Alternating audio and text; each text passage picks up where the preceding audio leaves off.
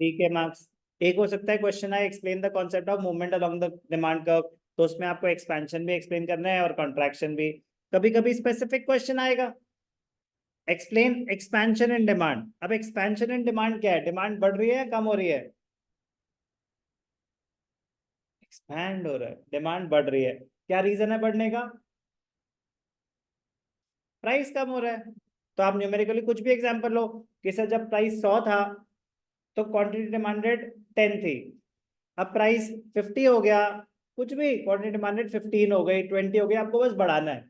Quantify नहीं है जरूरी कि कितने से। लॉ ऑफ डिमांड कहता है प्राइस कम हुआ, 50 रुपए हो गया, डिमांड बढ़ेगी, 10 की जगह 20 हो जाएगी, 40 हो जाएगी, या 15 हो जाएगी, या 12 हो जाएगी, कुछ भी हो सकती है ये। तो जब स्पेसिफिकली क्वेश्चन आएगा explain the concept of expansion of demand, expansion in demand, तो हमें सिर्फ एक्सपेंशन की बात करनी कि प्राइस गिरने की वजह से डिमांड बढ़ गई, it will be represented by a downward movement in the demand curve. हमें एक एग्जांपल बना के दिखाना पड़ेगा, कुछ भी बना सकते हैं, आपकी प्राइस कम करा, डिमांड बढ़ा के दिखा दी। Easy, very easy, specially when we have already done movement along the curves. ये रेपिटेशन एक्सपेंशन सिर्फ हो जाएगा। ऐसी क्वेश्चन कॉन्ट्रैक्शन का आ सकता है, तो उसमें क्या दिखाएंगे? प्राइस बढ़ा और डिमांड कम हो गई। न्यूमेरिकल एग्जांपल क्रिएट करना भी आना चाहिए, उसको ग्राफिकली रिप्रेजेंट करना भी आना चाहिए।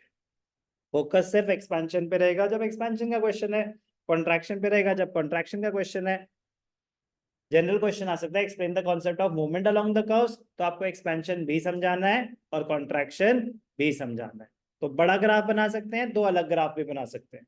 बेटर रहेगा कि हम एक बड़ा बनाना सीखें, एक ही ग्राफ पे कैसे हम दोनों, तो नीटली नीटली, वरना पता क्या होगा, स्पाइडरमैन बन जाओगे कि मतलब बस इतनी सारी लाइनें होंगी, वेब होगा वो एक, वो बहुत मतलब अच्छा इंप्रेशन नहीं आएगा, अच्छा है क्योंकि आपको दिख ही नहीं रहा क्या हो रहा है।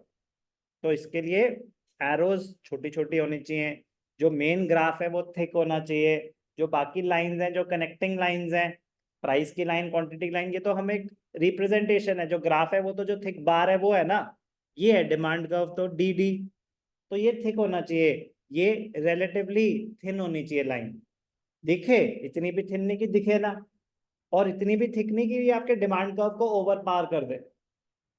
ध्यान रखना है प्रेजेंटेशन का ना।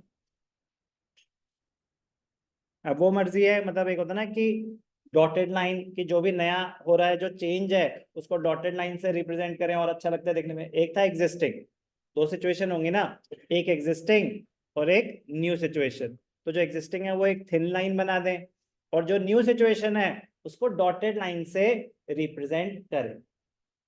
आप डिफरेंट कलर्स यूज कर सकते हैं, थिन लाइन भी यूज कर सकते हैं, ये सब अपनी मर्जी है। बेटर रहता है कि जो चेंज है, जो न्यू सिचुएशन है, उसको हम डॉटेड लाइन से कुछ डिफरेंशिएट, वरना क्या होगा कि अब मैं, मुझे कैसे पता कि पुराना कौन सा नया कौन सा, तो बस एक डिफरेंशिएशन का फैक्टर हो गया कि जो डॉटेड लाइन है वो न्यू है। बट मैं कह रहा हूँ बेस्ट क्या रहता है कि इसके साथ भी यहाँ पे भी एक छोटी सी एरो।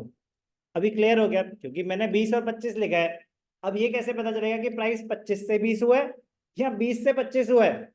तो ये छोटी सी एरो उस चीज को बहुत क्लियर कर देती है कि जब प्राइस 20 से 25 हुआ तो क्वांटिटी 100 से 70 हुई। बट कुछ बच्चे ना इन एरो को बहुत बड़ा बड़ा बना देते हैं, इनका ना सिग्निफिकेंस, मतलब जो फायदे की जगह नुकसान होता है फिर। तो नीटली बनाना है, वही प्रैक्टिस का खेल होगा, वही प्रैक्टिस का खेल होगा, वरना क्या होगा, मतलब कहीं भी एरो बनाए जा रहे हैं, ये भी एरो, ये उनको खुद फिर समझ नहीं आ रहा, वो बस मतलब तीर कमान चल रहे हैं। ऐसा नहीं होना चाहिए। Expansion contraction done.